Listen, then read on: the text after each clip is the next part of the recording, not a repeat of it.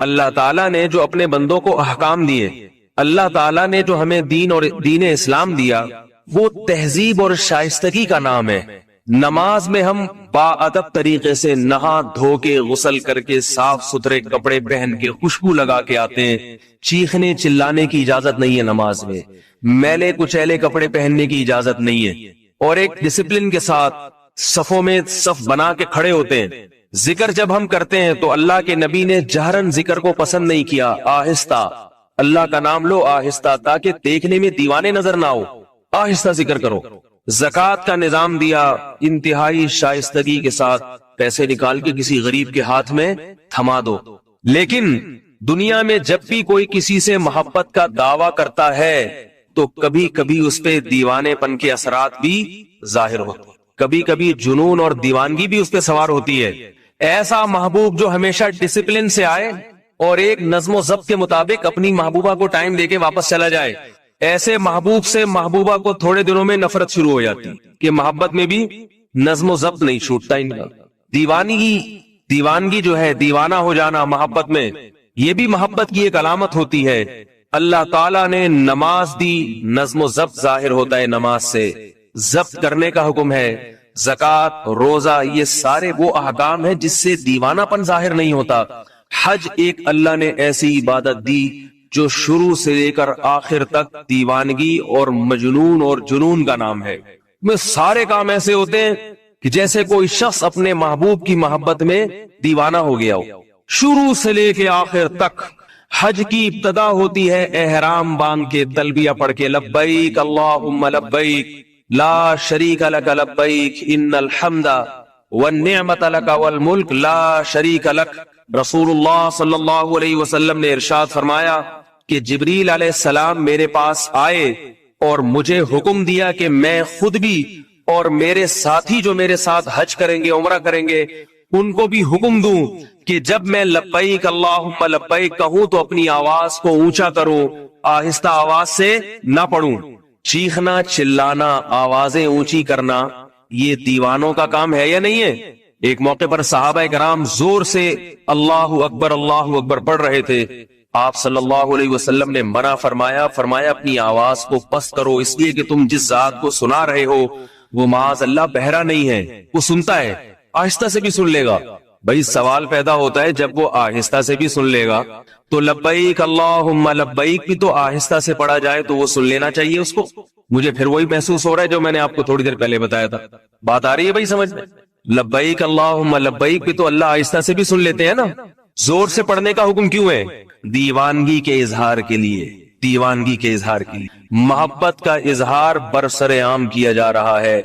لبیک اے اللہ، میں بار بار حاضر ہوں تیرے گھر کی زیارت کے لیے، میں اپنے گھر سے نکلا، آج میں نے احرام کی پابندیوں میں آ گیا۔ احرام ایسے ہے جیسے تکبیر تحریمہ کہہ کے انسان نماز کی پابندیوں میں آ جاتا ہے، ایسے ہی حج کی تکبیر تحریمہ تلبیہ ہے، لبیک کہہ دیا میقات سے پہلے، اور اللہ نے بتا دیا کہ میرا جو گھر ہے وہ تو بیت اللہ کی چار دیواری ہے، لیکن چوکھٹ کے بھی آداب ہوتے ہیں۔ آپ صدر مملکت سے اسلام آباد ملنے کے لیے ان کے گھر پہ جائیں، گھر جانے سے پہلے ہی بہت کچھ شروع ہو جائے گا، اسلام آباد کے بارڈر پہ ہی چیکنگ شروع ہو جائے گی، یہ ممنوع چیزیں نکال کے باہر رکھیں۔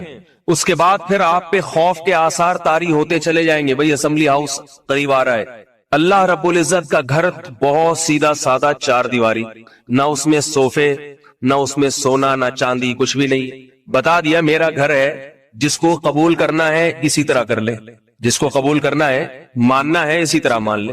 عبادت گاہ تو ایسی ہونی چاہیے نا، سونے کی بنی ہوئی ہونی چاہیے، اس میں خوب ہیرے جواہرات کے کام ہونے چاہیے خوب۔ اللہ کا گھر تو، ہمارے گھر جب 1000 گز کے ہوتے ہیں تو اللہ کا گھر تو کم از کم 4000 گز کا ہونا چاہیے تھا۔ کیا خیال ہے بھائی؟ اللہ نے اپنا گھر کیسا بنایا؟ بمشکل کتنے گز کا ہے بھائی؟ بیت اللہ کتنے میٹر ہے؟ چند میٹر ہے، چند گز ہے، یعنی اتنا پلاٹ اگر ہم یہاں خریدنا چاہیں تو غریب سے غریب آدمی بھی آسانی کے ساتھ خرید سکتا ہے۔ پھر اس میں ڈبل منزلہ نہیں ہے، ایک ہی منزلہ ہے، چار دیواری ہے۔ ابراہیم علیہ السلام نے تو گارے کی مٹی سے بنا دیا تھا، کچا، بارش آتی تھی دیواریں گر جاتی تھی، اتنا کچا گھر پھر دوبارہ بنایا جاتا تھا۔ اب سعودی حکومت نے اس پہ کوئی ذرا سونے وونے کے دروازے لگا دیے، ورنہ بہت سادہ گھر تھا۔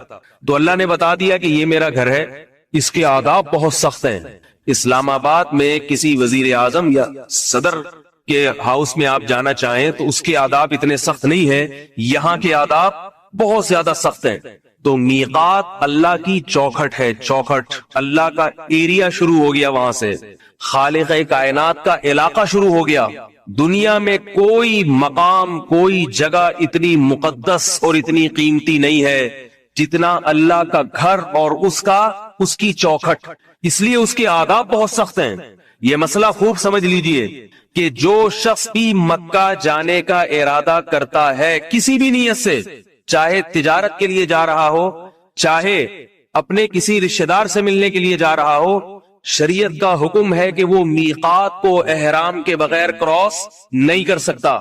اسے پہلے میقات سے پہلے لبیک پڑھ کے احرام باندھنا پڑے گا، اس کے بعد بیت اللہ کا طواف اور عمرہ کرنا پڑے گا، اس کے بعد اپنے کسی رشتہ دار سے جا کے مل سکتا ہے، کوئی خرید و فروخت کا کام کر سکتا ہے۔ آج یہ بھی ایک بدعت دیکھنے میں آ رہی ہے، سعودی عرب میں لوگ مکہ آتے جاتے ہیں بغیر احرام کے۔ اللہ کا گھر ہے، وہ کوئی تجارت کی جگہ نہیں ہے، تجارت اس میں دوسرے درجے میں ہے، پہلے کیا ہے؟ وہ اللہ کا گھر ہے۔ احرام کی پابندیوں کے بغیر آپ میقات کو کراس نہیں کر سکتے، اللہ کی چوکھٹ ہے، اس کے آداب ہیں۔ مکہ اس روئے زمین پر سب سے مقدس شہر ہے، جس کو رسول اللہ صلی اللہ علیہ وسلم نے بلد اللہ کہا، اللہ کا شہر۔ تو اللہ تعالیٰ حاجی سے سب سے پہلے زور سے تلبیہ کہلواتے ہیں، لبیک اللہم لبیک۔ بہت سے لوگ جو یہاں بہت چیختے چلاتے ہیں، اونچی آواز سے بات کرتے ہیں، وہاں جا کے ان کی آواز منحنی اور باریک سی ہو جاتی ہے، انہیں زور سے لبیک کہتے ہوئے شرم آتی ہے، لوگ کیا کہیں گے؟ تو بھائی ایسے موقع پہ لوگوں کی پرواہ نہ کیا کرو، اللہ کو ایسے موقع پہ دیوانہ پن پسند ہے، حج نام ہے دیوانگی کا۔ زور سے تلبیہ پڑھا کرو، اس کا معنی اور مفہوم سوچ کے، لبیک اللہم لبیک، اے اللہ میں بار بار حاضر ہوں، بار بار حاضر ہوں، لا شریک لک، تیرے ساتھ کسی کو شریک نہیں کرتا۔ آج تک کبھی یہ نہیں کہا یا رسول اللہ مدد، یا غوث آدم مدد، یا فلاں مدد، نہ نہ نہ، ہمیشہ تجھی سے مانگا، اور کسی مزار پہ نہیں گیا میں کبھی منتیں ماننے کے لیے۔ جو حاجی مشرک ہوتا ہے نا، وہ حج بھی کرتا ہے اور فلاں پاپا کے مزار پہ بھی جاتا ہے۔ تو اللہ کو ایسا آدمی پسند نہیں ہے کہ تو ادھر ہی کلفٹن میں چلا جایا کر، تو غازی بابا کے مزار پہ جایا کر، یہاں نہ آیا کر۔ تو جب حاجی یہ کہتا ہے لا شریک لک، اے اللہ میں تیرے ساتھ کسی کو شریک نہیں کرتا، کیا مطلب؟ تیرے گھر جیسا تقدس میرے دل میں کسی اور جگہ کا نہیں ہے، صرف یہاں آتا ہوں زیارت کے لیے، یہاں آتا ہوں طواف کے لیے، اور کسی جگہ نہیں جاتا طواف کے لیے۔ تو حاجی یہ اقرار کرنے کے بعد اس پر پابندیاں شروع ہو جاتی ہیں۔ رسول اللہ صلی اللہ علیہ وسلم نے ارشاد فرمایا، مکہ یہ اللہ کا شہر ہے، یہاں کسی نفس کو قتل کرنے کی اجازت نہیں، یہاں کسی درخت کو اکھاڑنے کی اجازت نہیں ہے۔ آپ کسی کے گھر چلے جائیں اور اس کے گھر جا کے چیزوں کی سیٹنگ دائیں بائیں کرنا شروع کر دیں، اسے غصہ آئے گا کہ نہیں آئے گا؟ آپ گئے کسی کے گھر، دراز کھول کے دیکھ رہے ہیں، جیسے آج کل بعض لوگ کرتے ہیں، میزبان جیسے ہی اندر گیا نا، دراز کھول کے دیکھا اندر کیا پڑا ہوا ہے۔ میں تو بھگتتا رہتا ہوں نا، ہر قسم کے آدمی آتا ہے ہمارے ہاں، تو میزبان کو یہ چیز برداشت ہوتی ہے؟ میزبان چاہتا ہے بھائی آپ آئیں، بیٹھک میں بیٹھیں، اچھے بچوں کی طرح چائے پئیں اور نکل جائیں۔ تو اللہ کا جو شہر ہے اس کی عظمت کیا ہے؟ کسی درخت کو اکھاڑنے کی اجازت نہیں۔ اور آج تو بیت اللہ کی حدود میں، حدود حرم میں لوگوں کے گھر مکانات بن گئے ہیں۔ امام ابو حنیفہ رحمہ اللہ تعالیٰ کا مذہب اور بہت سے فقہا کا مذہب یہ ہے کہ حدود حرم میں کوئی اپنی ذاتی ملکیت کی کوئی چیز نہیں بنا سکتا۔ جیسے مسجد اگر کوئی چاہے کہ مسجد میں کونے میں اپنا ایک ذاتی کمرہ بنا لوں، کیا اجازت ہوگی اسے؟ یہ تو وقف ہے۔ تو فرماتے ہیں حرم اور اس کی حدود یہ وقف ہے اللہ کے لیے، اس میں اگر کوئی کمرہ یا رہائشی چیز بنائے گا تو حاجیوں کے لیے، ذاتی نفع کے لیے نہیں بنا سکتا۔ جاتے ہی سب سے پہلے مجھے اس موقع پر وہ امرؤ القیس کا شعر یاد آتا ہے۔ امرؤ القیس ایک بہت بڑا عاشق گزرا ہے لیلا کا، جس کے اب بڑے قصے سنائے جاتے ہیں، لیلا مجنون جو تھا نا اس کا، یہ امرؤ القیس ہی تھا۔ تو امرؤ القیس ایک شعر کہتا ہے، امر من الدیار دیار لیلا وقبل ذا الجدار وذا الجدار وما حب الدیار شغفن قلبی ولكن حب من سکن الدیار۔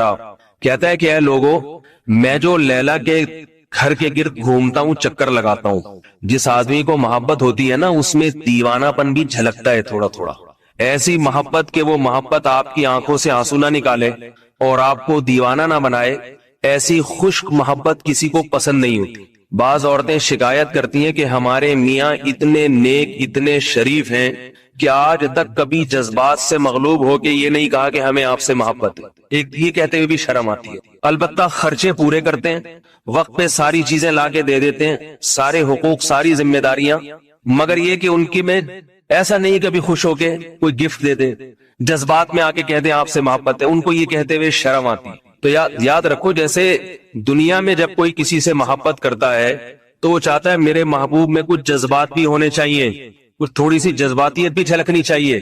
تو اللہ بھی یہ چاہتے ہیں کہ میرے بندوں میں کچھ محبت کے جذبات بھی ہونے چاہیے۔ تو امرؤ القیس جو شاعر ہے نا، وہ کیا کہتا ہے؟ امر من الدیار دیار لیلا، لوگوں میں لیلا کے در و دیوار کے قریب سے گھومتا ہوں، گشت کرتا ہوں۔ وقبل ذا الجدار وذا الجدار، کبھی اس دیوار کو چومتا ہوں، کبھی اس دیوار کو چومتا ہوں۔ اب لوگوں کو تو سوال اشکال ہوگا نا، جن کے دل میں محبت نہیں ہے لیلا سے، ان کو تو اشکال ہوگا کہ اس کا دماغ خراب ہے، سارا دن گلی کے چکر لگاتا رہتا ہے اور سارا دن کبھی اس دیوار کو چوم رہا ہے، کبھی اس دیوار کو چوم رہا ہے۔ اب جس کے دل میں لیلا سے محبت نہیں ہوگی، بتاؤ اس کو اشکال ہوگا کہ نہیں ہوگا؟ لوگ پوچھیں گے بھائی تیرا دماغ خراب ہے، کیا چاہیے تجھے؟ وہ جواب میں کہ لیلا چاہیے۔ تو کہ لیلا چاہنے کے لیے دیوار کو کیوں چوم رہا ہے؟ ادھر کیوں کھڑا ہے، ادھر کیوں کھڑا ہے؟ ہمارا دور ہوتا تو ہم کہتے بھائی مس کال دے کے بلا لو، ایس ایم ایس کر لو، واٹس ایپ پہ بات کر لو، ادھر ادھر گشت کرنے کی ضرورت کیا ہے؟ اور اگر کوئی ذریعہ نہیں ہے تو جاؤ گھر جا کے آرام کرو۔ لیلا نے تو اپنا دیدار کرانا نہیں ہے، تو اپنا ٹائم ضائع کر رہا ہے، دھوپ میں پسینہ بہا رہا ہے، کیا فائدہ اس کا؟ تو شاعر یہی جواب دے رہا ہے، ان اشکالات کا جواب دے رہا ہے کہ لوگوں تمہیں لیلا سے محبت نہیں، تمہیں محبت کا پتہ نہیں ہے کہ محبت کیا کچھ کراتی ہے انسان سے۔ جس کو نہیں ہے اس کی سمجھ میں نہیں آئے گا، جس کو ہے وہ سارے یہ کام بغیر سمجھے کرنا شروع کر دے گا جو میں کر رہا ہوں۔ کہہ رہے امر من الدیار دیار لیلا، میں لیلا کے در و دیوار کے قریب سے گھومتا ہوں۔ وقبل ذا الجدار وذا الجدار، کبھی اس دیوار کو چومتا ہوں، کبھی اس دیوار کو چومتا ہوں۔ وما حب الدیار شغفن قلبی، لوگوں اتنا احمق اور اتنا بیوقوف نہیں ہوں کہ دیواروں سے محبت ہو گئی ہے، مجھے عشق ہو گیا ہے۔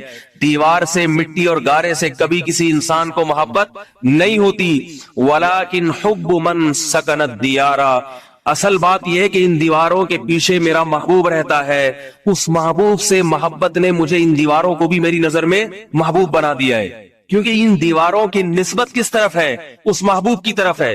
انسان کو جس سے محبت ہوتی ہے اس کی ہر چیز اور ہر ادا سے محبت ہونے لگتی ہے، اور اگر نہیں ہے محبت، اس کا مطلب اسے اس انسان سے ہی محبت نہیں ہے۔ ساری زندگی جو یہاں 5 نمازیں پڑھتا رہا، اللہ کے گھر میں سجدہ کرتا رہا، رمضان کے روزے رکھتا رہا، اسے جب یہ علم ہوتا ہے کہ میرے رب نے مجھے اپنے گھر کی زیارت کے لیے بلایا اور وسائل دے دیے، بلاتے تو اللہ سب کو ہیں، کسی کو آنے کی طاقت دیتے ہیں، کسی کو نہیں دیتے، تو وسائل دے دی اللہ تعالیٰ نے، تو اسے بیت اللہ کے طواف میں وہ مزہ آتا ہے جو امرؤ القیس کو لیلا کے در و دیوار کے گرد چکر لگانے میں مزہ آ رہا تھا، اس سے بھی زیادہ مزہ آتا ہے۔ بیت اللہ کا طواف یہ دیوانگی کا ایک اظہار ہے، محبوب کے در و دیوار کے گرد گھومنا، چکر لگانا۔ اور عجیب بات ہے، علماء نے بیان کیا ہے کہ جب آپ مسجد میں آئیں، حدیث میں آتا ہے کہیں بھی مسجد میں جائیں تو تحیت الوضو، تحیت المسجد پڑھے، پہلے 2 رکعت، ہے نا؟ لیکن جب آپ مسجد حرام میں جائیں گے تو تحیت المسجد نہیں ہے، مسجد حرام میں تحیت المسجد نہیں ہے، کیونکہ مسجد حرام کی سب سے بڑی عبادت بیت اللہ کا طواف، یہی تحیت المسجد ہے۔ سب سے پہلا کام مسجد حرام میں داخل ہونے کے بعد کیا کرنا ہے؟ بیت اللہ کا طواف، بیت اللہ کا طواف کرنا ہے، سب سے محبوب عبادت۔ اس طواف کے بغیر نہ حج قبول ہوگا نہ عمرہ قبول ہوگا، اور طواف کے بعد سعی ہے۔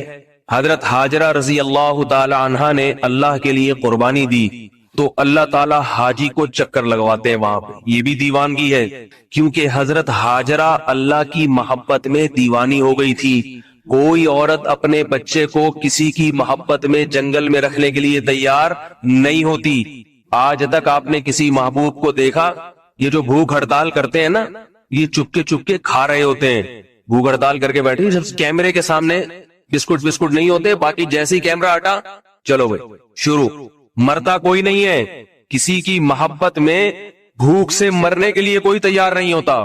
حضرت ہاجرہ اپنے دودھ پیتے بچے کے ساتھ بیت اللہ میں موت کے لیے تیار تھی، موت کے لیے۔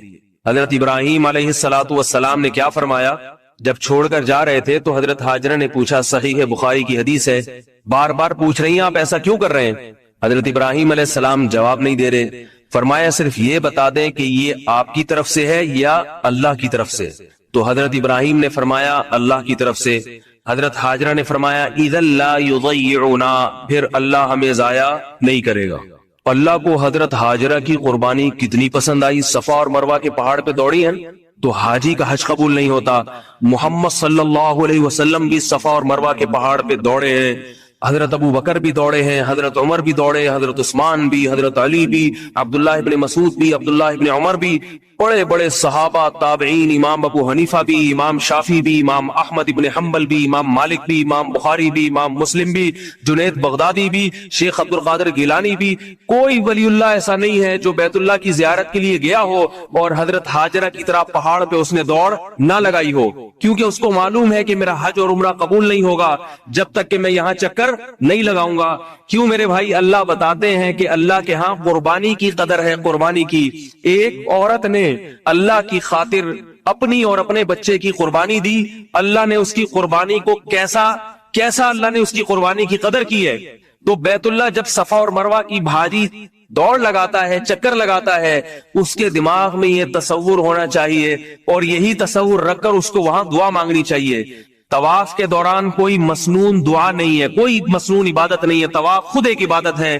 لیکن صفا اور مروہ پہ چکر لگا کے جب آپ کنارے پر پہنچتے ہیں، رسول اللہ صلی اللہ علیہ وسلم نے اس موقع پر بہت لمبی لمبی دعائیں مانگی ہیں۔ ہم نے اپنے بزرگوں کو، اکابر کو دیکھا ہے اور سنا ہے کہ صفا اور مروہ پہ اتنی زیادہ دعائیں مانگتے ہیں کہ جب تک ان کی ٹانگوں میں درد نہیں ہو جاتا اور چکر آ کے گرنے نہیں لگتے، اس وقت تک وہ دعا مانگنا ختم نہیں کرتے۔ کیوں؟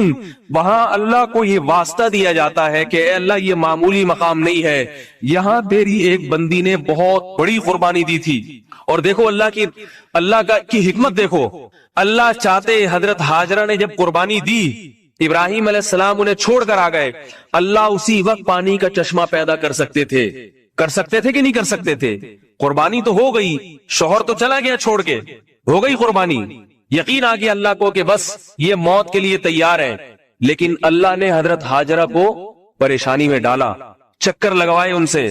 کیوں؟ اللہ بھی اپنے بندوں سے جذباتی محبت کرتے ہیں، اللہ بھی اپنے بندے کو تھوڑا تڑپانا چاہتے ہیں، اللہ بھی اپنے محبوب کو تھوڑا سا تکلیف میں ڈالنا چاہتے ہیں۔ کیوں؟ اللہ بھی یہ دیکھنا چاہتے ہیں کہ میری محبت میں یہ ذرا دیوانہ تو ہو، پاگلوں کی طرح دوڑے تو صحیح۔ اللہ کو بھی مزہ آتا ہے اس سے، اللہ بھی یہ منظر دیکھ کر خوش ہوتے ہیں، ورنہ اللہ کے لیے کوئی مشکل نہیں تھا۔ ادھر حضرت اسماعیل نے رونا شروع کیا، ادھر اللہ تعالیٰ چشمہ پیدا کر دیتے۔ 7 چکر لگوائے اللہ نے حضرت ہاجرہ سے صفا اور مروہ کی پہاڑی پر، اور ان کے صبر کا امتحان بھی لیا اور ان کو آزمایا، ان کو رلایا، ان کو پریشان کیا۔ اس کے بعد اللہ نے زمزم کا چشمہ جاری کر دیا۔ 4000 سال گزر گئے ہیں، وہ چشمہ رکنے کا نام نہیں لے رہا۔ بتاؤ دنیا میں کوئی ایسا چشمہ جو اتنے پریشر سے پانی پھینک رہا ہو، اتنی طاقت اور قوت کے ساتھ؟ کوئی ہے دنیا میں ایسی ٹیوب ویل، کوئی ہے ایسا چشمہ اتنی طاقت کے ساتھ زمزم پانی پھینک رہا ہے کہ سعودی گورنمنٹ عاجز آ جاتی ہے، اگر وہ کنواں خالی کرنا چاہے وہ کنواں خالی نہیں ہوتا۔ اور 1 سال 2 سال 3 سال نہیں، 4000 سال گزر چکے ہیں اس واقعے کو۔ اتنا پانی حکومت سعودیہ وہاں سے سپلائی کر رہی ہے، اتنا پانی، ٹینکر کے ٹینکر بھر کے مدینہ جاتے ہیں، وہاں بھی آپ کو زمزم ملے گا، مسجد حرام میں ہل کولر میں آپ کو زمزم ملے گا، نکال کے دوسرے ملکوں میں لے جانے والے لاکھوں ہیں، ہر سال لاکھوں حاجی حج، ہر سال لاکھوں عمرہ کرتے ہیں، کتنے وہاں پیتے ہیں، کتنا لے جاتے ہیں، مگر زمزم ہے کہ اس کی روانی اور اس کی طغیانی تھمنے کا نام نہیں لے رہی۔ اسی کو اللہ نے قرآن میں فرمایا فیہ آیات بینات، تم جب بیت اللہ میں داخل ہوگے تمہیں وہاں اللہ کی اور اسلام کی حقانیت کی واضح نشانیاں نظر آئیں گی۔ اور پانی کتنا صحت کے لیے مفید ہے، وہ کتنا مفید۔ رسول اللہ صلی اللہ علیہ وسلم نے ارشاد فرمایا کہ مومن زمزم کا پانی پیٹ بھر کے پیتا ہے، مومن زمزم کا پانی پیٹ بھر کے پیتا ہے۔ کافر پیے گا 2-4 گھونٹ پیے گا، رکھ دے گا۔ مومن کیسے پیتا ہے؟ پیٹ بھر کے. کیوں؟ مومن کو اس پانی سے محبت ہے. وہ یہ پانی اس لیے نہیں پیتا کہ پیاس لگ رہی ہے، وہ یہ پانی اس لیے پیتا ہے کہ پلانے والا کون ہے؟ اللہ ہے. یہ اللہ نے اپنی حاجیوں کے لیے اور عمرہ کرنے والوں کے لیے خاص اللہ کی طرف سے پیشکش ہے. یہ بھر کے پیتا ہے وہ پانی. دوسری قربانی جو اللہ نے وہاں لی وہ حضرت ابراہیم علیہ السلام سے اپنے بیٹے کی قربانی مینا میں. اس قربانی کا انداز بھی بہت نرالا. اللہ حاجیوں کو وہ یاد بھی تازہ کرواتے ہیں. ہم تو یہاں بقرعید میں صرف ایک جانور ذبح کر کے یاد تازہ کر لیتے ہیں نا، لیکن حاجیوں کے لیے جو اللہ نے رکھا ہے پورا حساب کتاب. ابراہیم علیہ السلام یہاں سے چلے تھے اپنے بچے کو لے کر. یہاں شیطان نمودار ہوا اور حضرت ابراہیم کو اس نے بہکایا. کیا بہکایا؟ بیٹے کو، خوبصورت بیٹے کو جس کی اللہ نے بشارت دی تھی، اس کو قتل کرنے جا رہے ہو. پھانسی گھاٹ کی طرف جب کسی مجرم کو لے جایا جاتا ہے تو ذرا اس کا منظر کسی سے پوچھا کریں کیا حالت ہوتی ہے. موت کے منہ میں جانا آسان نہیں، اور موت کے لیے اپنی اولاد کو لے جانا اس سے بھی زیادہ مشکل. حضرت ابراہیم علیہ السلام کے علم میں یہ بات قطعاً نہیں تھی کہ اللہ اس بیٹے کو ذبح ہونے سے بچا لیں گے. بچے کو انگلی پکڑ کے لے جا رہے ہیں. فلما بلغ معه السعی، قرآن کہتا ہے جب بچہ انگلی پکڑ کے باپ کے ساتھ چلنے کے قابل ہوا، اس وقت ابراہیم علیہ السلام کو خواب آیا اسے ذبح کر دو. یہ نقطہ قرآن نے کیوں بیان کیا کہ بیٹے سے باپ کی محبت اس وقت جوش مارتی ہے جب بیٹا باپ کے ساتھ انگلی پکڑ کے چلنے کے قابل. اب اس کے ساتھ محفلوں میں جانا شروع ہوتا ہے. جب تک اس سے چھوٹا تھا تو وہ ماں کی آنکھوں کا تارا ہوتا ہے، باپ تو اسے دور کرتا ہے. دیکھا ہوگا نا آپ نے، باپ بچے کو پیار کرتا ہے، جیسے بچے نے کچھ کیا لو بھائی اماں کو پکڑا دو. ٹینشن کون پالے؟ ماں پالے. لیکن جب وہ کیا ہوتا ہے، بچہ انگلی پکڑ کے باپ کے ساتھ چلنے کے قابل ہوتا ہے، پھر باپ کی آنکھوں کا تارا بنتا ہے. اللہ فرماتے ہیں فلما بلغ معه السعی، جب وہ بچہ انگلی پکڑ کے باپ کے ساتھ چلنے کے قابل ہوا، محفلوں میں جانے کے قابل ہوا، تو اللہ تعالیٰ نے ابراہیم علیہ السلام کو 3 دفعہ خواب دکھایا. عرفہ کے دن اور بقرعید کے دن، اور اس سے ایک دن پہلے 8 ذی الحجہ کو 3 خواب آئے کہ اس بیٹے کو اللہ کے نام پہ ذبح کر دو.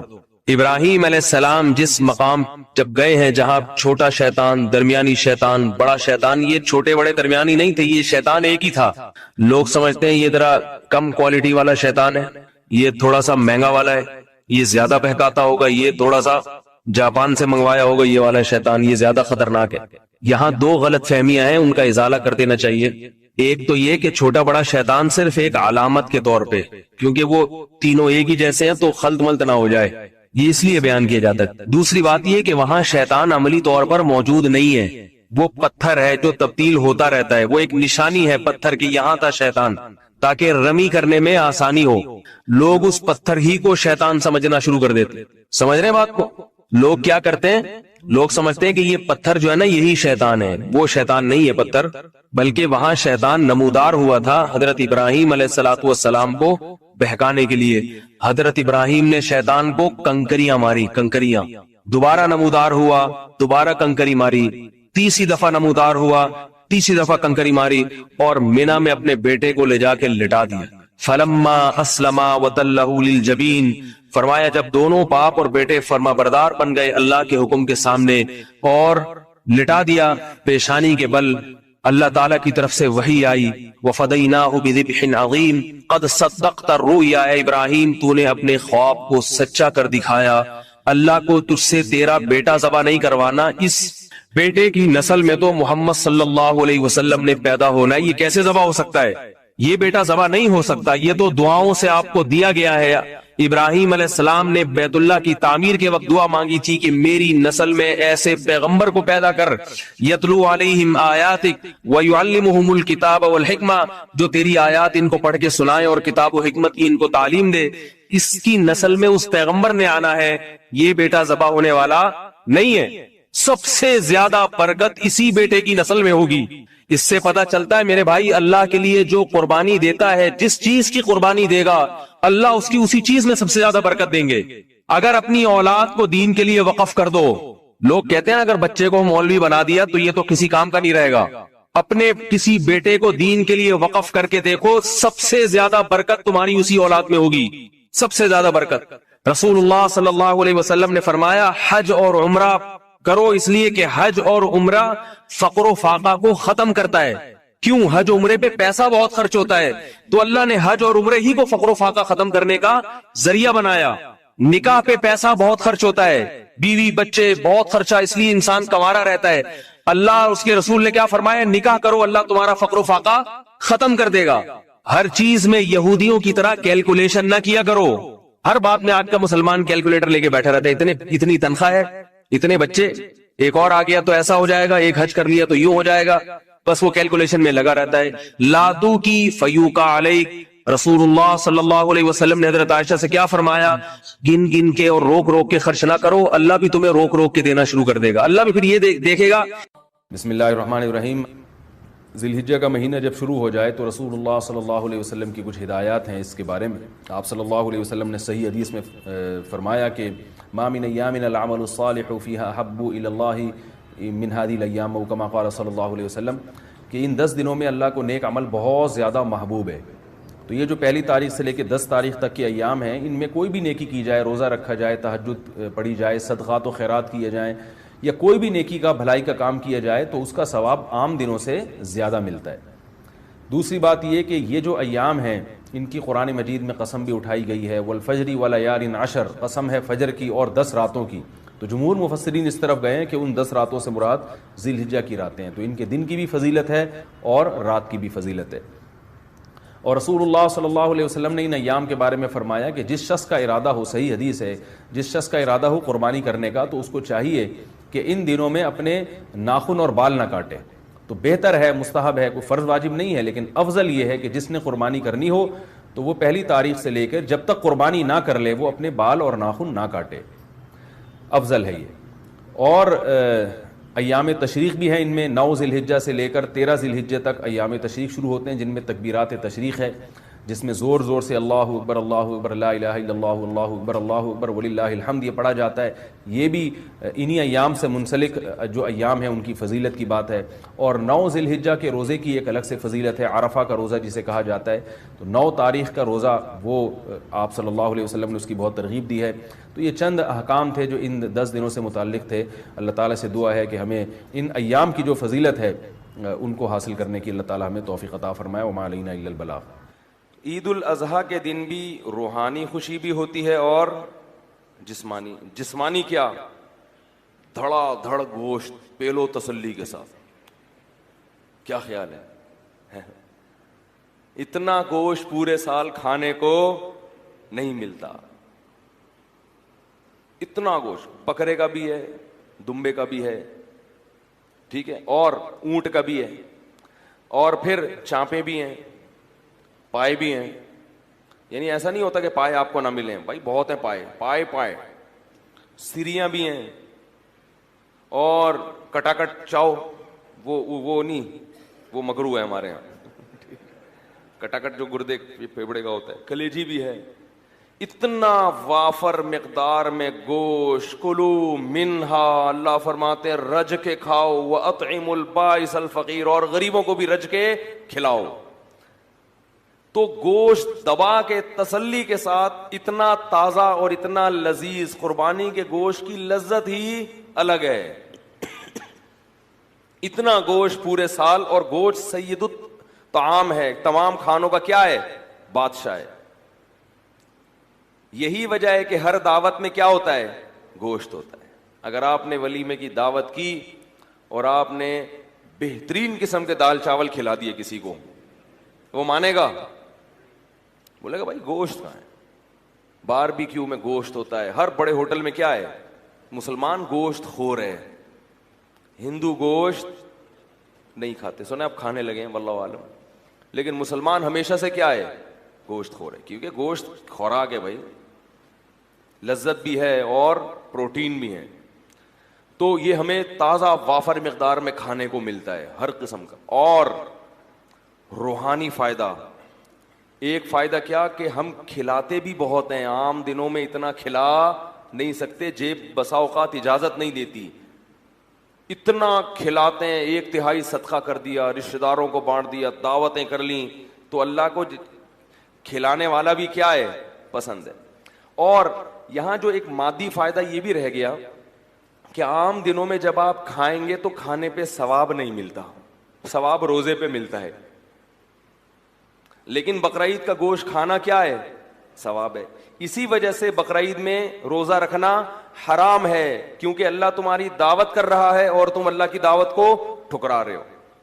تو اس سے زیادہ نفیس کھانا, عزت والا کھانا ہو سکتا ہے کہ اللہ اس جانور کو کس کی طرف منسوب کر رہے ہیں؟ میرا یہ, اور میں تمہیں کھلا رہا ہوں. کھلاتا تو پورے سال اللہ ہے, لیکن اس کی نسبت اللہ نے کس کی طرف کی؟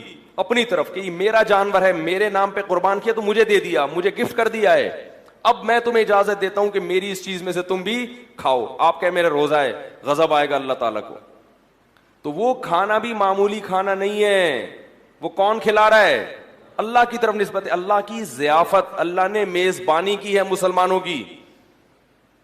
تو اس کا کیا مزہ ہے بھائی, اس کو تو پھر کباب بنا بنا کے ٹھوسو. اور دوسرا روحانی فائدہ, یہ تو جسمانی فائدے ہو گئے, دوسرا روحانی فائدہ کیا؟ صدقات و خیرات. اور ایک بہت سب سے بڑا فائدہ کیا کہ ابراہیم علیہ السلام کی یاد ہم نے تازہ کر دی. ان کی سنت کو زندہ کرنے کے لیے ہم نے جانور کیا کیا ہے؟ قربان کیا. لہذا ہر ایک بال پر اللہ ہمیں نیکی دے رہا ہے. تو روحانی طور پر جو اعمال کا ترازو تھا وہ کافی وزنی ہو جاتا ہے. نبی نے فرمایا کہ اللہ کو بقرعید کے دن جانور کا خون بہانے سے زیادہ کوئی عمل محبوب نہیں ہے. اور یہ دیوانگی ہے کہ مال کو ضائع کر دو اللہ کے لیے. تو روحانی سکون میں ملتا ہے کہ اللہ کے لیے ہم نے کیا کیا؟ اپنے مال کو قربان کیا. اور جسمانی بھی کہ دوپہر کیا ملے گا کھانے کو؟ کلیجی تو 10 بجے ہی آ جاتی ہے, اور پھر وہ چلتا رہتا ہے سیٹ اپ. تو یہ دو خوشیاں ہمیں منانی نہیں پڑتی خود بخود. تبھی مسلمان عید اور بقرعید کے دن نہ شراب پیتے ہیں, نہ ناچتے گاتے ہیں, کیونکہ ان کو خوشی منانی نہیں ہے, خوشی خود بخود ہو رہی ہے. غیر مسلموں کو خوشی ہوتی نہیں ہے, تو خوش رہنے کے لیے ان کو شراب کا سہارا, بولو بھائی, لینا پڑتا ہے. موسیقی کا سہارا لینا پڑتا ہے, ناچ گانے کرنے پڑتے ہیں. جتنی روحانیت مسلمانوں کے تہوار میں ہے اتنی روحانیت کسی مذہب میں نہیں ہے, کسی تہوار میں نہیں ہے. جو بھی تہوار خوشی کا آئے گا لوگ ٹریک سے کیا کرتے ہیں؟ ہٹ جاتے ہیں, کیونکہ ان کے پاس کچھ ہے نہیں. ہمیں اللہ اس کے رسول نے خود بتا دیا, ہمیں ہٹنے کی ضرورت نہیں, اس لیے کہ عید کے دن کھانے کی اجازت مل جانا یہی بہت ہے. بھائی کھائیں گے آج, بس یہ کافی ہے, ہمیں اسی سے بہت خوشی ہو گئی. روٹی کھائیں گے, پراٹھا کھائیں گے صبح اٹھ کے, بہت دنوں سے نہیں کھایا, تو یہی خوشی بہت ہے. تو اس لیے میرے بھائی قرآن مجید میں اللہ تعالیٰ کا ارشاد ہے, فطرت اللہ التی فطر الناس علیہا. اسلام وہ دین فطرت ہے جس پہ اللہ نے لوگوں کو پیدا کیا. یہ محمد صلی اللہ علیہ وسلم کا بنایا ہوا دین نہیں ہے. کوئی انسان اس قابل نہیں ہوتا کہ وہ اتنی سی عمر میں بغیر کسی یونیورسٹی میں پڑھے ایک ایسا دین دنیا کو دے کے چلا جائے جس کے مقابلے میں کھڑے ہونے کے لیے کوئی تیار نہ ہو. تو اسلام کا رمضان بھی اسلام کے برحق ہونے کی دلیل, رات کی تراویح بھی اسلام کے برحق ہونے کی دلیل, اور مسلمانوں کے تہوار بھی اسلام کے برحق ہونے کی دلیل.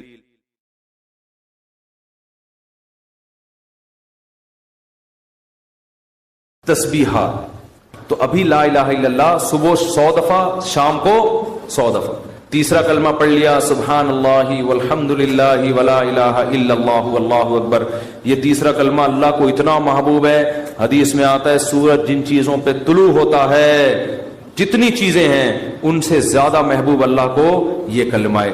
تو صبح 100 دفعہ تسبیحات میں رکھنے سے فائدہ یہ ہوتا ہے کہ یاد رہتا ہے انسان. آج کل تو بڑی خوبصورت تسبیحات آ رہی ہیں, بڑی ٹیکنیک, ان کو دیکھ کے انسان کا تسبیح پڑھنے کا دل چاہتا ہے, اور اس میں دھوکے بھی ہوتے ہیں. میں نے منگوایا تھا انٹرنیٹ پہ نا, تو ڈبہ آ گیا تھا اس میں تسبیح نہیں تھی. یہ بھی ہو رہا ہے, خالی ڈبہ. تو انٹرنیٹ پہ بڑے دھوکے ہوتے ہیں. تو 100 دفعہ صبح تیسرا کلمہ, تیسرا نہیں تو چوتھا کلمہ بھی ٹھیک ہے, لا الہ الا اللہ وحدہ لا شریک لہ لہ الملک ولہ الحمد وہو علی کل شیء قدیر. نبی صلی اللہ علیہ وسلم نے فرمایا لا الہ الا اللہ وحدہ لا شریک لہ لہ الملک ولہ الحمد وہو علی کل شیء قدیر. ابھی کوئی جہاز ہچکولے نہیں کھا رہا ہے. 100 دفعہ صبح یہ پڑھ لو, 100 دفعہ شام کو یہ پڑھ لو, بیٹھ کے پڑھ لو, چلتے پھرتے پڑھ لو. یہ کلمہ اللہ کو اتنا محبوب کہ آپ صلی اللہ علیہ وسلم نے فرمایا جس نے 100 دفعہ یہ کلمہ صبح پڑھا اس سے زیادہ نیکیاں کوئی شخص اپنے اعمال میں جمع نہیں کر سکتا سارا دن, سوائے اس کے جو اس سے بھی زیادہ مرتبہ پڑھے. تو بہت یہ اللہ کو محبوب کلام ہے. کتنا پیارا, لا الہ الا اللہ, اللہ کے سوا کوئی عبادت کے لائق نہیں ہے. وحدہ, تنہا ہے. لا شریک لہ, اس کے ساتھ کوئی شریک نہیں ہے. لہ الملک, اسی کی بادشاہی. ولہ الحمد, وہی قابل تعریف. وہو علی کل شیء قدیر. اور یحیی و یمیت بھی درمیان میں لگا سکتے ہیں, اور وہ ہر چیز پر قدرت رکھتا ہے. یحیی و یمیت, وہی موت دیتا ہے وہی حیات. اللہ کو یہ کلمات اتنے محبوب کیوں ہیں؟ آپ کہیں گے اس میں کون سا ایسا قربانی ہے؟ اصل میں دنیا میں ہر چیز کا تذکرہ کیا جا رہا ہے جس سے انسان کا مفاد. اگر لوگ کسی ذات کو سب سے زیادہ بھولے تو کس کو؟ اللہ. جو چیز مارکیٹ میں شارٹ ہوتی ہے اس کی ویلیو بڑھتی ہے. اللہ کو پتا ہے کہ دنیا میں امریکہ کا نام لینے والے بہت, پیسہ کا نام لینے والے بہت, عزت شہرت کے بھوکے بہت, اللہ کا نام لینے والے مارکیٹ میں شارٹ. اور اگر اللہ کا نام لے بھی رہے ہیں تو اپنے فائدے کے لیے. آپ نے صرف اللہ کو راضی کرنے کے لیے ان تسبیحات کی پابندی کرنی. حدیث میں آتا ہے, بخاری کی حدیث ہے, کلیمتان خفیفتان علی اللسان ثقیلتان فی المیزان حبیبتان الی الرحمن. کیا خوبصورت کلام ہے. فرمائے 2 کلمے ایسے ہیں زبان پہ بہت ہلکے, ترازو میں بہت بھاری, اور الرحمن کو بہت محبوب. وہ فرمایا سبحان اللہ و بحمدہ سبحان اللہ العظیم. تو چلتے پھرتے انسان یہ پڑھ لیا کرے, اور کوئی مقصد نہ ہو کہ میں یہ وظیفہ پڑھوں گا تو میری شادی ہو جائے گی, میرے بچے ہو جائیں گے, اور وہ مامونی مجھے کہیں گے ان کے بچے. یہ چکروں میں نہ پڑھیں. اللہ کو, اللہ کا نام لیں اللہ کو خوش کرنے کے لیے. اللہ کو اللہ کا نام لینے والے لوگ پسند ہے. اور میں گارنٹی کے ساتھ لکھ کے دے دوں آپ کو, اس سے جو دل میں سکون ملے گا وہ سکون آپ کو کسی نفسیاتی ڈاکٹر کی کاؤنسلنگ سے اور کسی سائیکولوجسٹ کی کاؤنسلنگ سے نہیں ملے گا. آپ کو ایسا سکون ملے گا. آپ یہ پابندی تو کریں لیکن سکون کے چکر میں نہیں کریں, یہ پھر نہیں ملے گا سکون. اگر آپ نے ٹرائی کیا نا کہ میں اللہ کا نام لے کے دیکھتا ہوں سکون ملنا ہے کہ نہیں ملنا, پھر نہیں ملے گا. یہ تو ایک ویسے ہی اللہ کی طرف سے سہولت ہے. تو روزانہ خواتین بھی مرد بھی صبح و شام کم سے کم 100 مرتبہ تیسرا یا چوتھا کلمہ صبح اور 100 مرتبہ. یہ میں بہت ہلکا پیکج دے رہا ہوں, اس سے آگے تو پھر یہ تو کم سے کم ہے. تو یہ معمول بنانا ہے. کریں گے کہ نہیں کریں گے؟ تو اور یہ جو اعتکاف والے بیٹھے ہیں نا, یہ ابھی مسجد سے جب شارٹ ہوں گے تو اگلے سال پہچان میں بھی نہیں آ رہا ہوتا کہ یہ کون ہے, کہاں سے آیا, کدھر ہے, حالانکہ قریبی محلے میں رہ رہا ہوں. ایسا نماز سے بھاگتے ہیں جیسے ان کو احساس ہو گیا کہ ہم نے جو 10 دن مسجد میں نماز پڑھی تھی وہ صحیح کام نہیں کیا تھا ہم نے, تبھی تو ایسا بھاگا ہے کہ مارکیٹ سے بالکل ہی شارٹ ہو گیا. بعض دفعہ کوئی کام کر کے دیکھتا ہے انسان تو کہتا ہے ٹرائی کیا مزہ نہیں آیا, اب نہیں آنا. ایسا نہ کرو میرے بھائی. آپ کو 10 دن اللہ نے مسجد میں بٹھایا, آپ نے تکبیر اولیٰ سے نماز پڑھی, تراویح پڑھی, تو اب آپ کو اس کم از کم نماز ہی کو کنٹرول کر لو پورے سال. اکثر گناہگاروں کو توبہ اعتکاف میں نصیب ہوتی ہے, اکثر لوگ میں نے دیکھے. تو آپ اس توبہ پر قائم رہیں, مسجد سے تعلق بولو بھائی برقرار رکھیں, اور قرآن کی روزانہ تلاوت کا معمول ہو, اور ذکر کا معمول, دعا کا معمول. یہ 3 معمول گھروں میں پابندی سے بنانے, مردوں نے بھی اور خواتین کے جو ایام ہوتے ہیں جن میں وہ مینسز سے ہوتی ہیں اس میں صرف تلاوت نہیں کر سکتی, وہ دعا بھی مانگ سکتی ہیں اور تسبیحات. اس تسبیح میں 10-10 دفعہ درود شریف اور استغفار کا بھی اضافہ کر لیں. جب 100 دفعہ تیسرا کلمہ ہوگا نا اس سے پہلے 10 دفعہ درود شریف اور 10 دفعہ استغفار. تو یہ معمول بنائیں, اس سے انشاءاللہ سکون ملے گا. قرآن کہتے ہیں الا بذکر اللہ تطمئن القلوب, اللہ فرماتے ہیں اللہ کے ذکر سے دلوں کو سکون ملتا ہے. ہمارے حضرت کیا فرمایا کرتے تھے کہ جب بیٹھو تو 10 دفعہ استغفار, گناہوں کی معافی, 10 دفعہ درود شریف. پھر کیا کرنا ہے؟ یہ بہت اہم اس میں سبق ہے، اس لیے میں یہ بتا رہا ہوں کہ کیا یہ ہمیں نصیحت کرتے تھے. پھر کیا کرنا ہے؟ یہ مراقبہ کرنا ہے کہ جب تک کسی باغیچے سے جھاڑیوں کو صاف نہ کیا جائے، پھول بوٹے اس میں پیدا نہیں ہوتے. تو جب تک دل میں دنیا کے جو گٹر اور دنیا کے محبت کے جو گٹر ابل رہے، اس کو گٹر ہی کہا کرو. دنیا مردار کی محبت کے کیا یہ گٹر ہے. دنیا مردار کی محبت کے گٹر یہ جب تک بند نہیں ہوں گے، اللہ کی محبت کے چشمے نہیں پھوٹیں گے. ایک ہی سوراخ سے گٹر کا پانی بھی نکل رہا ہو اور چشمہ بھی نکل رہا ہو، کبھی دیکھا آپ نے؟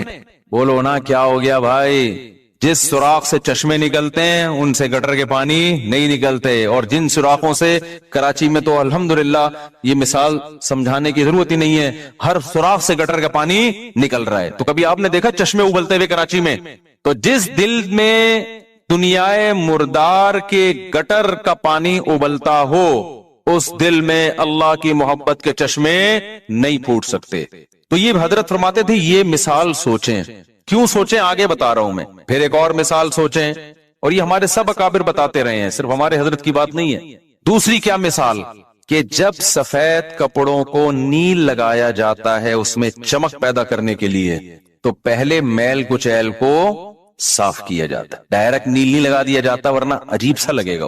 پہلے اس کا میل اتارا جاتا ہے، اس کے بعد اس میں برائٹنس پیدا کرنے کے لیے، اٹریکشن پیدا کرنے کے لیے، اس گند اور میل کچیل کو دور کرنے کے بعد پھر اس کو نیل کے پانی میں ڈبویا جاتا ہے. پھر کیسا اجلا اجلا اور چمکتا ہوا نظر آتا ہے وہ. تو جب تک دل میں اللہ کے غیر کی محبت کا گند صاف نہیں ہوگا، اللہ کی محبت کے نیل سے دل چمکدار نہیں ہوگا. یہاں تک کھوپڑی شریف میں بات آ گئی ہوگی میرا خیال ہے. پھر حضرت فرماتے تھے پھر اس کے بعد کیا کرنا ہے؟ ابھی تو یہ سوچنا ہے نا، سوچنے کے بعد کیا کرنا ہے؟ پھر اس کے بعد قبلہ رخ بیٹھ کے لا الہ الا اللہ کی ضرب لگانی ہے. آپ لوگ یہ کام نہ شروع کر دیں، وجہ میں بتاؤں گا آخر میں. لا الہ کرتے ہوئے کیا کرنا ہے؟ دائیں طرف سر کو لے کے جانا ہے، اور توجہ یہ کرنی ہے کہ دل سے لا الہ کا مطلب کوئی معبود نہیں، کوئی محبوب نہیں، کوئی بھی نہیں ہے. دل سے کیا کرنا ہے؟ سب کو نکال کے باہر الا اللہ. پھر واپس گردن کو لانا ہے اور دل پہ چوٹ مارنی ہے. کس کی؟ الا اللہ. لا الہ الا اللہ، لا الہ الا اللہ. کوئی نہیں ہے، صرف کون ہے؟ اللہ. تو اس کوئی نہیں میں نا یہ سارا گند نکالنا ہے. یہ گاڑی بھی نہیں ہے، یہ بنگلہ بھی نہیں ہے، یہ پیسہ جس پہ رالیں ٹپکتی رہتی ہیں ہر وقت، اور کسی کو کوئی معشوق ہو اس کو بھی نکال دو اسی بہانے. موقع اچھا ہے، پاگل ہو رہا ہے اس کے پیچھے، اپنی صحت خراب کر رہا ہے، اپنا ایمان خراب کر رہا ہے. تو لا الہ دل سے باہر، الا اللہ صرف کون؟ اللہ. جو بار بار یہ ذکر ہوتا ہے نا، لا الہ الا اللہ، لا الہ الا اللہ، لا الہ الا اللہ، لا الہ الا اللہ، لا الہ الا اللہ. آہستہ آہستہ ذہن بننا شروع کہ میرا معبود اور میرا محبوب کون ہے؟ الا اللہ، بس اللہ ہے. اس پہ میرا خیال ہے کسی کو علمی لحاظ سے اشکال ہو سکتا ہے، بھائی اس حدیث، اس ذکر کا اور اس اسٹائل کا قرآن و سنت میں کوئی ثبوت؟ اس ذکر کا تو ہے لا الہ الا اللہ کا، اس اسٹائل کا تو کوئی ثبوت نہیں ہے. تو خوب سمجھ لیں کہ بطور علاج جب کوئی چیز کی جاتی ہے نا، اس کو تصوف میں شغل کہا جاتا ہے. ایک ہوتا ہے ذکر، ایک ہوتا ہے شغل. تو جو بطور علاج کے جو چیز کی جاتی ہے، مائنڈ بنانے کے لیے کی جاتی ہے، اس کے لیے ثبوت کی ضرورت نہیں ہوتی، اس کے لیے ثبوت کی ضرورت نہیں ہوتی. اس کو سنت اگر کوئی سمجھے گا تو پھر کیا ہے؟ پھر یہ بدعت عمل ہے. بھائی قرآن و سنت سے اس انداز کا کوئی ثبوت نہیں ہے، لیکن ایک چیز تجربے سے ثابت ہو جائے کہ اس کا فائدہ ہو رہا ہے، اور فائدہ ہو کہ وہ چیز حاصل ہو رہی ہے جو اللہ چاہتا ہے، تو پھر اس کے لیے ثبوت کی ضرورت نہیں ہے. ہاں اگر یہ اجتماعی سطح پہ لوگوں کو بلا بلا کے یہ سیٹ اپ شروع ہو جائے نا، تو پھر یہ بدعت کا ذریعہ ہونے کی وجہ سے کیا ہوگا؟ پھر ناجائز ہو. تو آپ یہ کام نہ کریں، کوئی بدعت نہ بن جائے نہیں، لیکن ایک کام آپ لازمی کر لیں. جو میں نے اتنا لمبا چوڑا آپ کو یہ پورا طریقہ بتایا نا، آپ یہ نہ کریں یوں گردنیں، بعض لوگوں کے فرما بھی ٹیڑھا ہو جاتا ہے اس سے، یوں کرنے کے بعد پھر اٹھ ہی نہیں پا رہے نا، وہ ایسے ہی ہوگی. تو یہ کام نہ کریں، بدعت کا کوئی ذریعہ نہ بن جائے. جب تک کسی شیخ سے باقاعدہ اصلاحی تعلق نہ ہو اور اس کی ہدایات اور رہنمائی نہ ہو، خود سے یہ کام نہ کریں. ایسی چیزوں سے بدعتیں پھر پھیلتی ہیں سوسائٹی میں. تو آپ نے کیا کرنا ہے؟ اللہ سے تعلق بحال کرنا ہے نا، تو اس کے لیے میں طریقے بتا رہا ہوں آپ کو. روزانہ صبح اور شام میں لا الہ الا اللہ کے ذکر کا معمول بنانا ہے. 10 دفعہ کم سے دیکھو تبلیغ والے تسبیح بتاتے ہیں تیسرا کلمہ 100 دفعہ، 100 دفعہ استغفار، 100 دفعہ درود شریف، صبح بھی اور شام بھی. اصل تو یہ ہے کیونکہ تیسرے کلمے لا الہ الا اللہ خود بخود آ گیا ہے. میں اس سے بھی آسان پیکج بتا رہا ہوں. اصل تو وہ ہے جو تبلیغ والے بتاتے ہیں. میں کیا بتا رہا ہوں اس سے بھی کہ یار وہ نہیں ہوتا تو لا الہ الا اللہ بیچ میں سے نکال لو نا، اسی کا وظیفہ پڑھ لو، اسی کو پابندی سے پڑھ لو. تو جتنے یہاں مرد اور خواتین آج بیان سننے کے لیے آئے ہیں، آج سے عزم کریں کہ ہم نے روزانہ کم سے کم 100 مرتبہ صبح اور 100 مرتبہ شام لا الہ الا اللہ کا ورد کرنا ہے. اچھا، ذکر میں اصل یہ ہے کہ آہستہ آواز سے کیا جائے. جہرن ذکر کو شریعت نے پسند نہیں کیا، لیکن اگر دل لگانے کے لیے معنی اور مفہوم کا تصور دماغ میں بٹھانے کے لیے کوئی ہلکی آواز سے جہر کر لیتا ہے، ہلکی آواز سے بہت شور شرابہ نہ ہو، تو اس میں بھی کوئی حرج نہیں ہے. تو آپ نے کیا کرنا ہے، یہ 2 مثالیں صبح سوچنی ہے. صبح کے وقت کر لیں اور شام کے وقت کر لیں. بیٹھیں قبلہ رخ ہو کے 10 دفعہ استغفار اپنے گناہوں کو یاد کر کے 10 دفعہ درود شریف پڑھ لیا. اس کے بعد ہلکی آواز میں لا الہ، مزے لے لے کے ذکر کرنا ہے. ترخانہ نہیں ہے. 100 دفعہ نہیں ہو رہا نا، 50 دفعہ کر لو. وہ کام جو تھوڑا ہو پابندی کے ساتھ ہو، اللہ کو زیادہ محبوب ہے اس کام سے جو بہت زیادہ ہو لیکن اس کی پابندی نہ ہو. تو کیا کرنا ہے، ہلکی آواز سے لا الہ الا اللہ، لا الہ الا اللہ. اور تصور کوئی نہیں ہے. لا الہ کا مطلب اللہ قرآن میں کہتے ہیں افرأیت من اتخذ الہہ ہواہ، تم نے ایسے لوگ دیکھے جن کا معبود ان کی خواہشات ہیں، خواہشات کو اپنا خدا بنایا ہوا ہے. تو لا الہ میں آپ نے کیا تصور، میری خواہشات میرا خدا نہیں. جس کے دل میں بھی، وہ ہر آدمی کو پتا ہے مجھے کس سے زیادہ عشق چڑھا ہوا ہے آج کل، گاڑی سے زیادہ ہے، بنگلے سے زیادہ ہے، بحریہ ٹاؤن سے زیادہ ہے. یہ کس سے ہے جو گھسا ہوا ہے نا دل کے اندر. کسی کو کسی چیز سے ہوتا ہے، کسی کوئی یہ جو عاشق ہوتے ہیں نا جن کو حرام عشق ہو جاتے ہیں، ان کو کہا جاتا ہے اس محبوبہ کا تصور کر کے دماغ سے نکالو جو حرام عشق ہے. سمجھتے ہو کہ نہیں سمجھتے؟ تو آج سے یہ وعدہ کرتے ہیں کہ نہیں کرتے؟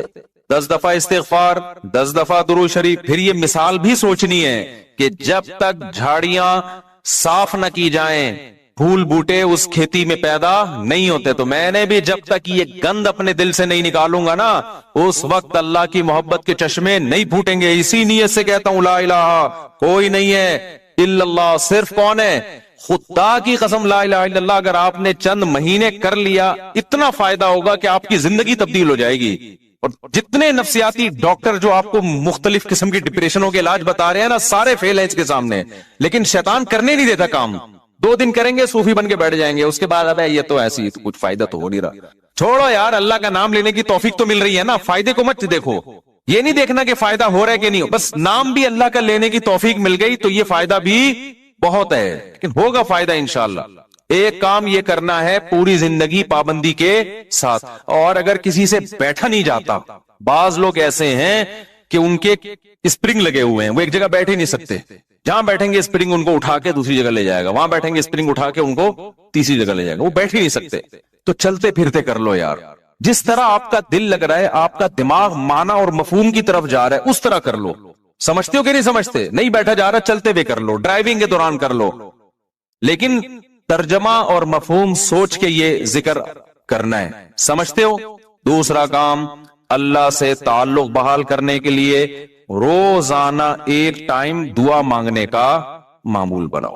اللہ سے گڑ گڑا کے دعا مانگا کرو، دل لگے یا نہ لگے. باتیں کرنا سیکھو. لوگ کہتے ہیں ہمارے پاس الفاظ ہی نہیں ہوتے دعا کے. آ جائیں گے آہستہ آہستہ، جب کرتے رہو گے نا الفاظ بھی اللہ سکھا دے گا. آدم علیہ السلام نے جب توبہ کی ہے، قرآن سے پتہ چلتا ہے ان کے پاس الفاظ نہیں تھے کہ اللہ سے کیسے توبہ کروں. میں پریشان تھے، توبہ کے الفاظ نہیں تھے. قرآن کہتا ہے فَتَلَقَّى آدَمُ مِن رَبِّهِ، رب نے آدم کو سکھائے الفاظ کہ یہ الفاظ سے دعا مانگو. تو جب آپ اللہ کے سامنے گڑ گڑاؤ گے تو انشاءاللہ اللہ آپ کو الفاظ بھی سکھاتا رہے گا. دعا ہی میں ایک اور کام کرو. ایک کتاب آتی ہے مناجات مقبولہ. کیا نام ہے کتاب کا؟ مولانا اشرف علی تھانوی رحمہ اللہ تعالی نے قرآن اور سنت میں صحیح احادیث میں جتنی دعائیں ہیں ان تمام دعاؤں کو ایک چھوٹے سے کتابچے میں جمع کر لیا.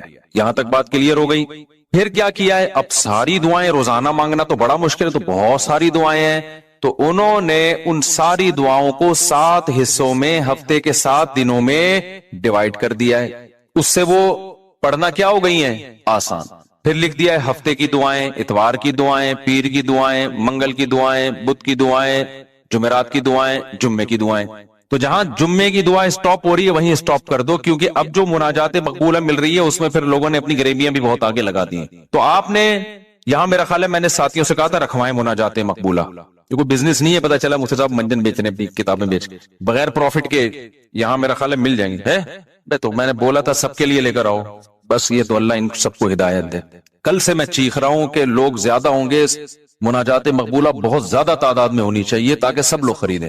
جی چلیں آپ یہاں 150 ہوں گے اعتکاف والوں کے لیے، لیکن کسی کو فری پھوکٹ میں نہیں دینا ہے. فری والا کام ہمیشہ اس کا کوئی فائدہ نہیں ہوتا، پیسے خرچ کر کے لینی ہے، کوئی پروفٹ نہیں ہے.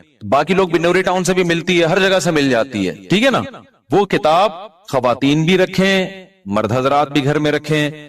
اس سے فائدہ کیا ہوگا؟ ویسے الگ سے بھی دعا ہاتھ اٹھا کے اخپل طریقے سے مانگے، رٹے رٹے الفاظ نہ ہو، آپ کے اپنے الفاظ ہوں. اور دوسرا اس دعا کو بھی روزانہ پڑھنے کا معمول بنائے. اس سے فائدہ کیا ہوگا؟ اس میں قرآن و سنت کی جتنی دعائیں، پیغمبروں کی دعائیں ہیں، اللہ نے جو دعائیں ہمیں خود سکھائی ہیں، وہ ساری ایک ہفتے میں آپ مانگ لو گے. تو یہ کوئی کم فضیلت ہے؟ بہت بڑی فضیلت ہے. اور پھر ایک اور خاندانی فائدہ ہوگا، جب آپ وہ پابندی سے پڑھنے کا معمول بناؤ گے نا، تو 6-7 مہینے سال کے بعد جا کے وہ ساری دعائیں آپ کو یاد ہونا شروع ہو جائیں. ایک وقت آئے گا آپ کے سینے میں دعاؤں کا بہت بڑا ذخیرہ ہوگا.